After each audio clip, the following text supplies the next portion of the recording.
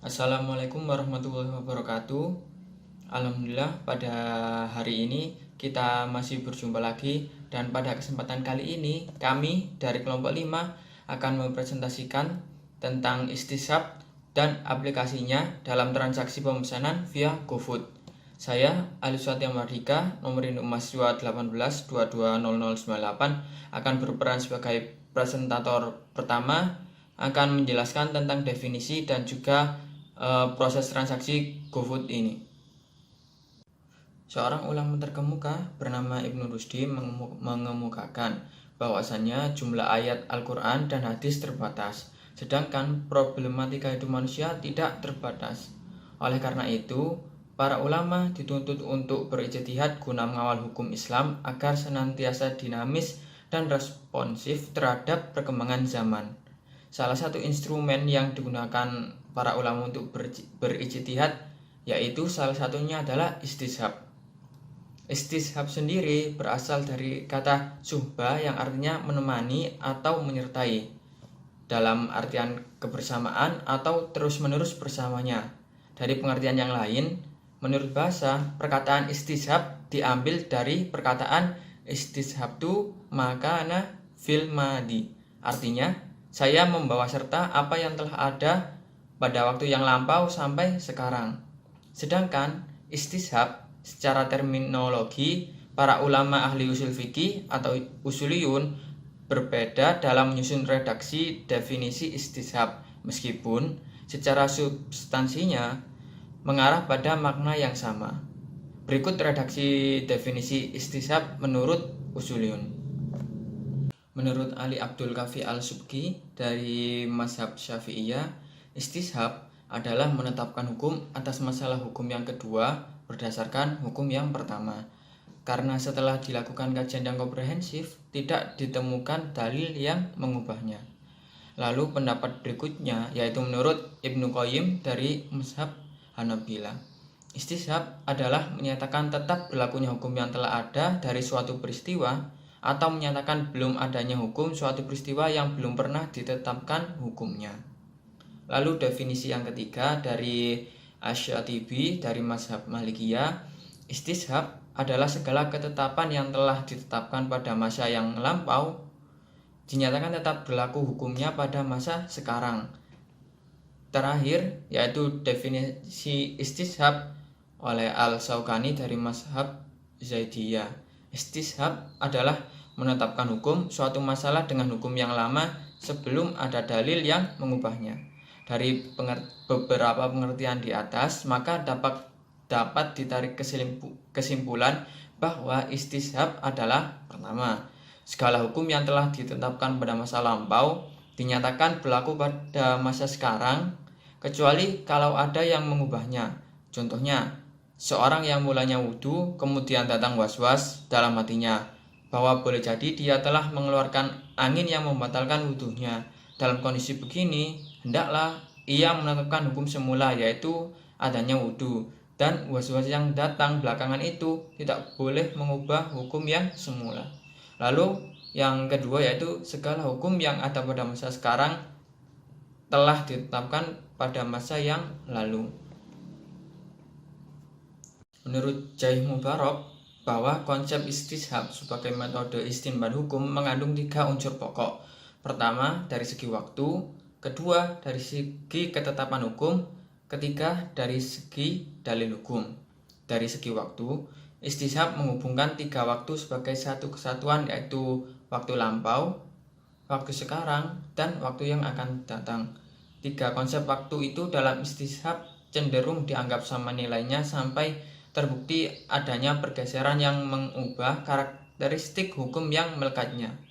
Adapun dari segi ketetapan hukumnya, dalam istishab terdapat 2 bentuk ketetapan hukum, yaitu yang pertama ketetapan hukum boleh, isbat, dan ketetapan hukum yang tidak membolehkannya atau nafi. Adapun dari segi dalil, istishab mendasarkan ketetapan hukum berdasarkan hukum yang sudah ada, selama tidak ada dalil yang menyatakan sebaliknya. Parameter penting dari konsep istishab sebagai metode penetapan hukum berpusat pada pengetahuan seseorang atas dalil hukum tersebut. Pengetahuan tentang dalil menjadi kerangka dasar menetapkan posisi hukum asalnya.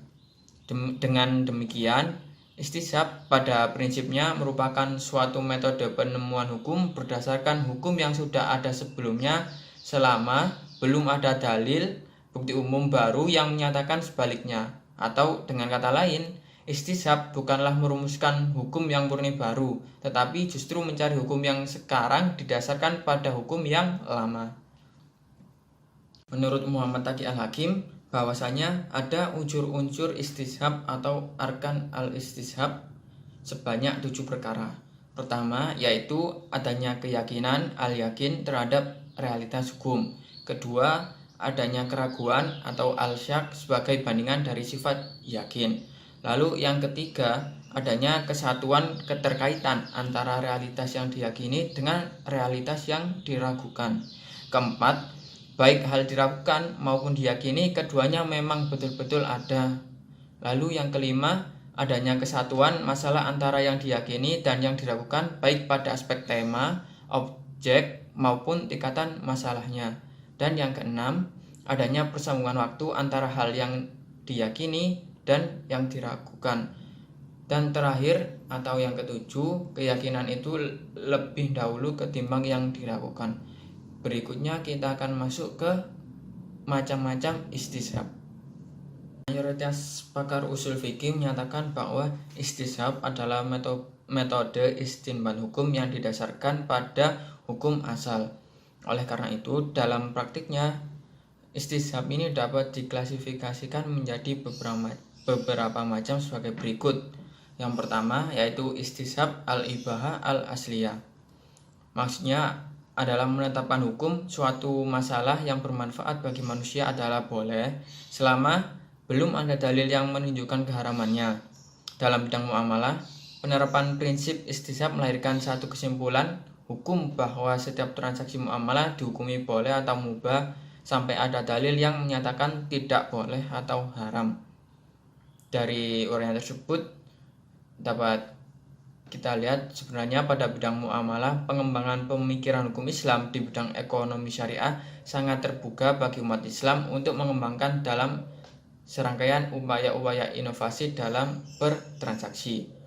Misalnya di dunia perbankan dan keuangan syariah. Hal ini berbeda dengan prinsip ibadah yang mana bahwa setiap sesuatu itu haram atau tidak boleh kecuali ada yang menyatakan kebolehannya. Lalu berikutnya yaitu istishab al-bara' al-asliyah, yaitu menetapkan hukum yang berpegang pada prinsip bahwa pada dasarnya setiap orang itu bebas dari tuntutan beban hingga ditemukan dalil yang menyatakan sebaliknya. Maksudnya memberlakukan kelanjutan status ketiadaan dengan adanya peniadaan yang dibuat oleh akal lantaran tidak adanya dalil syar'i yang menjelaskannya. Dalam objektivitasnya, istishab tersebut berdasarkan referensi hukum kepada hukum akal dalam menetapkan bahwa setiap orang pada dasarnya bebas dari tanggungan. Penerapan dari istishab bara' al-asliyah dalam bidang muamalah, misalnya seseorang pada dasarnya terbebas dari semua jenis tanggungan sampai ada bukti baru bahwa pada orang itu mempunyai utang. Oleh karena itu, jika seseorang menagih utang pada orang lain, maka orang yang ditagih itu secara hukum berhak menolak untuk membayar utang itu sampai penagih bisa membawa bukti yang autentik bahwa orang yang ditagih benar-benar mempunyai utang. Lalu yang ketiga yaitu istishab maklub atau pembalikan, yaitu istishab pada kondisi sekarang dalam menentukan status hukum pada masa lampau. Sebab istishab pada bentuk-bentuk sebelumnya merupakan penetapan sesuatu pada masa kedua berdasarkan ketetapannya pada masa pertama lantaran tidak ditemukannya dalil secara spesifik. Urgensinya dalam suatu dalil atau nas terus-menerus berlaku sehingga dinasah oleh suatu nas yang lain. Misalnya, seseorang yang memiliki sebidang tanah atau harta bergerak seperti mobil, maka harta miliknya itu tetap dianggap ada selama tidak terbukti ada perubahan status hak milik itu seperti jual beli atau akad hibah. Dan yang terakhir atau yang keempat yaitu istishab al-wasfi al-sabiti, Istishab macam ini didasarkan pada anggapan masih tetapnya sifat yang diketahui ada sebelumnya sampai ada bukti yang mengubahnya. Misalnya sifat hidup yang dimiliki seseorang yang hilang tetap dianggap masih ada sampai ada bukti bahwa ia telah wafat. Istishab ini disebut juga dengan istishabul madi bil hali, yakni menetapkan hukum yang telah lalu sampai kepada masa sekarang, yaitu istishab terhadap hukum yang dihasilkan dari ijma dalam kasus yang dalam perkembangannya memicu terjadinya perselisihan pendapat. Contohnya dari istishab yang ini, misalnya seseorang membeli pulsa mengomplain kepada pihak konter pulsa bahwa pulsa yang ia beli belum masuk dan pihak konter menyatakan bahwa pulsa telah dikirim. Maka istinbat hukum yang diambil adalah pulsa belum masuk atau belum terkirim kecuali pihak konter dapat menunjukkan bukti pengiriman elektrik bahwa pulsa telah terkirim pada nomor ponsel pembeli dengan benar, baik nominal, hari, tanggal dan waktunya telah sesuai perjanjian tadi. Selanjutnya terkait kaidah fikih tentang istishab. Para fuqaha menetapkan beberapa kaidah umum yang didasarkan kepada istishab. Di antaranya al-aslu baqa'u makana ala makana. Pada dasarnya, sesuatu yang telah memiliki kepastian hukum tertentu ditetapkan sebagaimana keadaan hukum semula. Maksudnya, pada dasarnya seluruh hukum yang sudah ada dianggap berlaku terus-menerus sampai ditemukan dalil yang menunjukkan hukum itu tidak berlaku lagi. Kaidah ini berlaku dalam banyak kasus fikih seperti hukum ahli waris mafqud atau hilang, status hukum suami atau istri mafqud, dan lain sebagainya. Lalu yang kedua yaitu al-aslu fil asya'i ibaha hatta yadulla dalilu ala tahrim. Hukum asal dari segala sesuatu adalah mubah sampai ada dalil yang mengharamkannya. Maksudnya, pada dasarnya dalam hal-hal yang sifatnya bermanfaat bagi manusia, hukumnya adalah boleh dimanfaatkan. Melalui kaidah ini, maka seluruh akad dianggap sah selama tidak ada dalil yang menunjukkan hukumnya batal. Sebagaimana juga ada sesuatu yang tidak ada dalil syara' yang melarangnya, maka hukumnya adalah boleh. Dalam kaitannya akad ekonomi dan keuangan syariah, kaidah ini sangat berguna dalam pengembangan model transaksi keuangan syariah yang komprehensif. Yang ketiga yaitu al-yakinu la yuzalu bisyak, atau keyakinan tidak bisa dihilangkan dengan keraguan. Maksudnya, suatu keyakinan tidak bisa dibatalkan oleh sesuatu yang diragukan. Melalui kaidah ini, maka seseorang yang telah wudhu, seperti contoh kita yang di awal tadi, bila ia merasa ragu akan wudhunya sudah batal atau belum, maka ia harus berpegang kepada keyakinan bahwa ia telah berwudhu dan wudhunya tetap sah atau masih punya wudhu. Akan tetapi mazhab Malikiyah melakukan pengecualian dalam masalah sholat. Menurutnya, apabila keraguan tersebut berkaitan dengan sholat, maka kaidah ini tidak berlaku. Selanjutnya yang terakhir yaitu kaidah al-aslu fin dima bara'atu minat taklif wal hukum. Maksudnya pada dasarnya seseorang tidak dibebani tanggung jawab apapun sebelum ada dalil yang menetapkan bahwa ia harus bertanggung jawab atas sesuatu. Oleh sebab itu, seorang tergugat dalam kasus apapun tidak bisa dinyatakan bersalah sebelum adanya pembuktian yang kuat dan meyakinkan bahwa ia bersalah. Pendapat para ulama mengenai istishab ini sendiri ada perbedaan pendapat. Para ulama berbeda pendapat tentang nilai kehujahan istishab. Mayoritas ulama dari mazhab Maliki, Syafi'i, dan Hanbali menyatakan bahwa istishab merupakan hujah secara penuh, baik dalam mempertahankan sesuatu yang sudah ada maupun menetapkan sesuatu yang belum ada. Sedangkan ulama mutaakhirin dari mazhab Hanafi, diantaranya Imam Abu Zaid dan Syadrul Islam Abul Yusr, berpendapat istishab merupakan hujah dalam mempertahankan sesuatu yang sudah ada, bukan menetapkan sesuatu yang belum ada. Sementara mayoritas ulama mazhab Hanafi, sebagian ulama mazhab Syafi'i, Abul Husain Al-Basri, dan sekelompok ulama ilmu kalam berpendapat istisab bukan merupakan hujah sama sekali.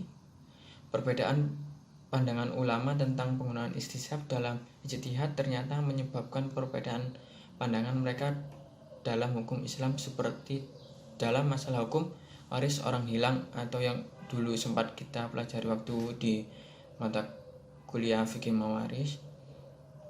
Ulama berbeda pendapat tentang orang hilang yang tidak jelas status hidup atau matinya.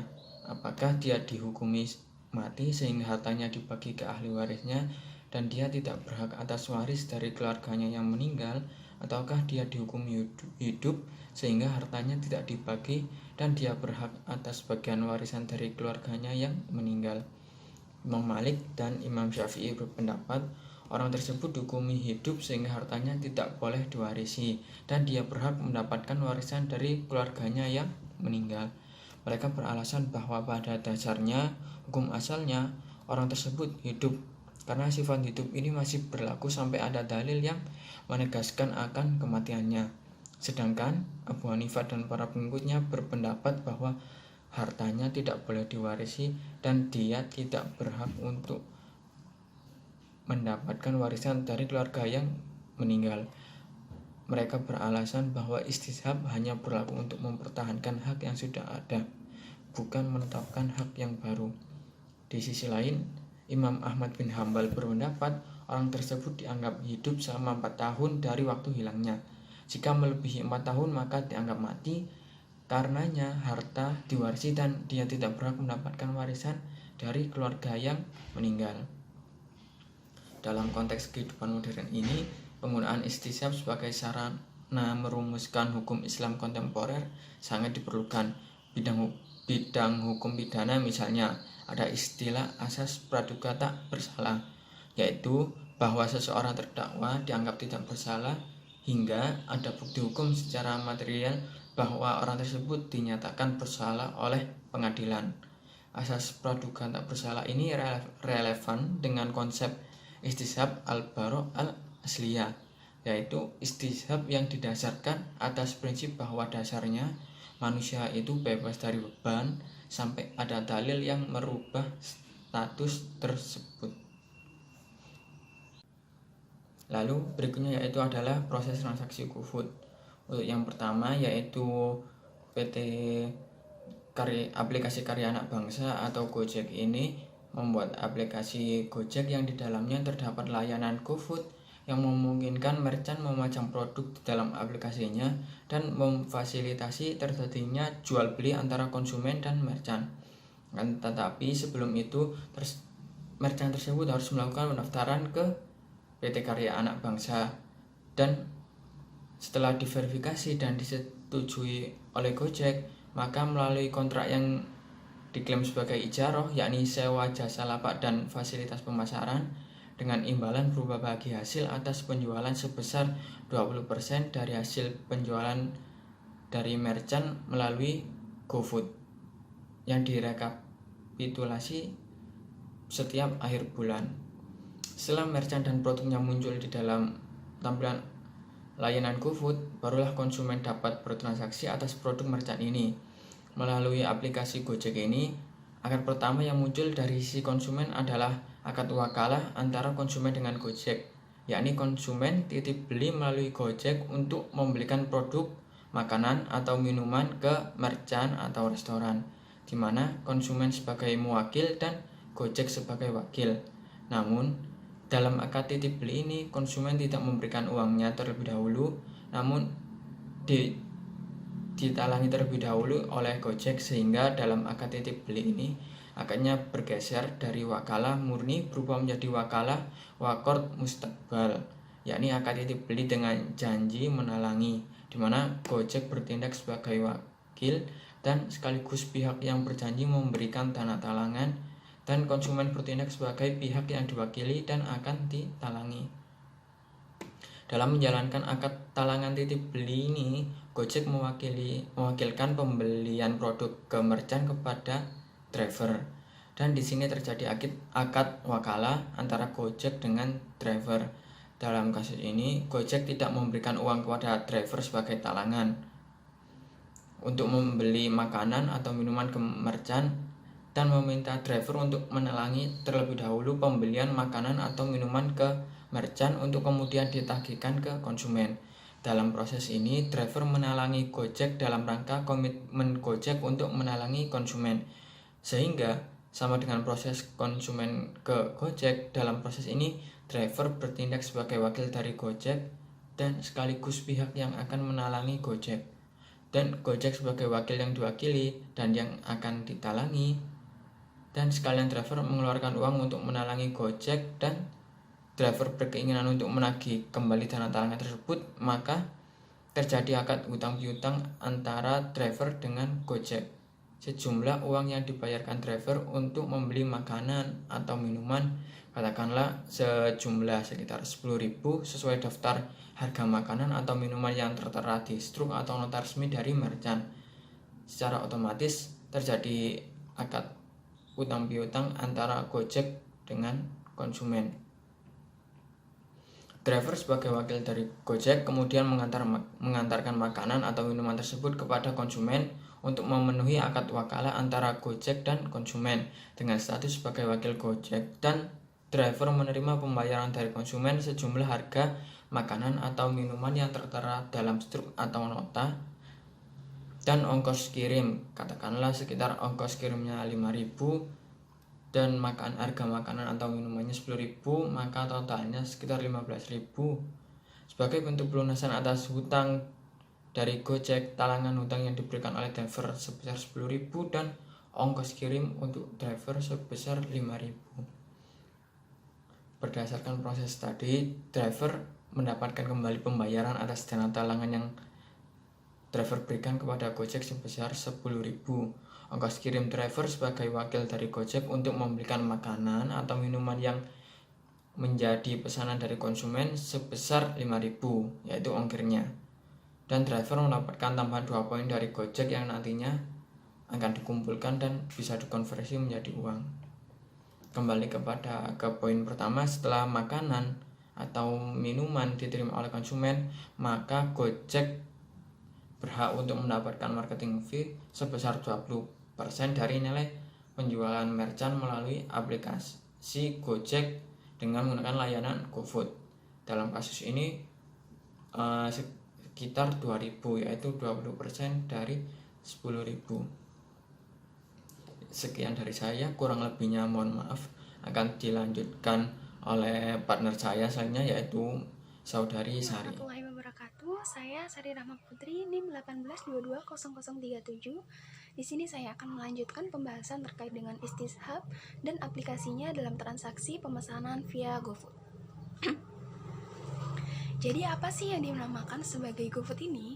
GoFood merupakan salah satu layanan pesan antar makanan terbesar di dunia di luar Cina, yang mana merupakan salah satu bawaan dari aplikasi Gojek.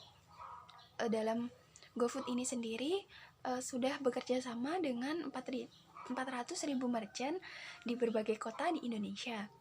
Terdapat lebih dari 400.000 restoran di Indonesia yang telah menjadi partner GoFood dan resmi bekerja sama. Dalam prosedur pemesanan GoFood seperti yang sudah dijelaskan oleh Mas Alif sebelumnya, itu di dalamnya terdapat beberapa akad yang terjadi. Di antaranya yakni yang pertama akad ijarah, yang kedua akad qard, yang ketiga akad wakalah, dan yang keempat adalah akad hawalah. Akad ijarah ini terjadi ketika konsumen meminta jasa dari perusahaan Gojek untuk memenuhi kebutuhannya, yakni dengan memenuhi kebutuhan untuk atas pemesanan makanan, di mana konsumen ini adalah sebagai penyewa jasa, sedangkan pihak perusahaan Gojek itu sebagai pihak penyedia jasa atau pemberi jasa. Selanjutnya dalam akad qard itu terjadi ketika konsumen meminta kepada pihak Gojek untuk membayarkan terlebih dahulu pesanan yang dimintanya. Sedangkan dalam akad wakalah itu terjadi saat driver menjadi wakil dari perusahaan untuk memesankan makanan yang dipesan oleh konsumen.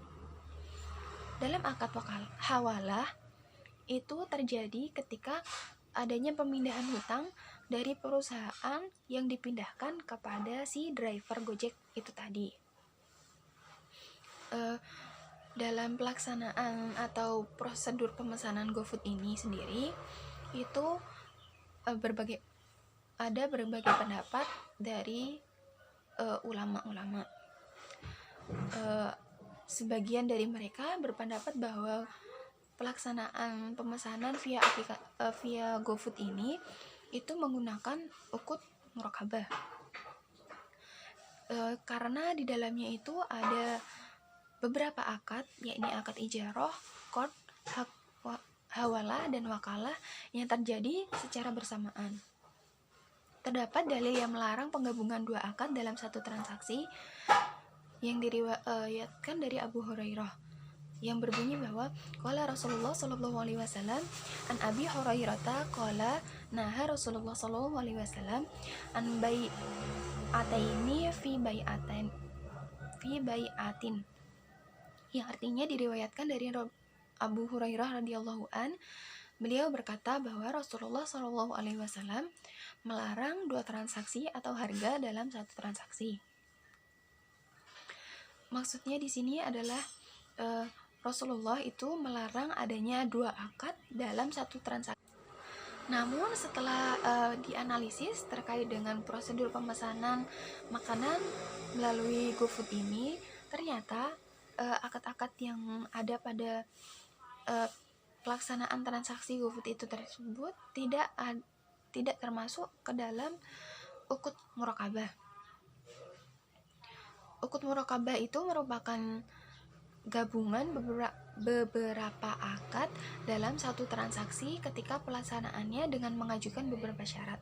Sedangkan dalam pelaksanaan melalui transaksi GoFood ini itu bukan merupakan gabungan dari beberapa akad, melainkan adalah akad yang terjadi secara bertahap atau akad yang terjadi secara terpisah-pisah. Selanjutnya terkait dengan istishab dalam transaksi GoFood. Dalam transaksi GoFood ini tadi kan ada 4 macam akad yang terjadi secara bertahap, yakni akad qard, akad wakalah, akad hawalah, dan juga akad ijaroh. Nah, hukum asal dari keempat akad ini adalah boleh, karena pada dasarnya akad-akad ini itu sifatnya bermanfaat bagi manusia. Terdapat satu kaidah yang bunyinya adalah aslu fil asyai asya'il ibahatu hatta yadulul dalilu alat tahrim.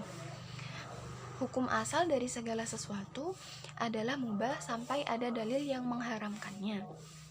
Jadi berdasarkan kaidah ini tadi, itu seluruh akad dianggap sah selama tidak ada dalil yang menunjukkan hukumnya batal. Sebagaimana juga pada sesuatu yang tidak ada dalil syara yang melarangnya, maka hukumnya adalah boleh. Jadi kesimpulan dari pengaplikasian transaksi GoFood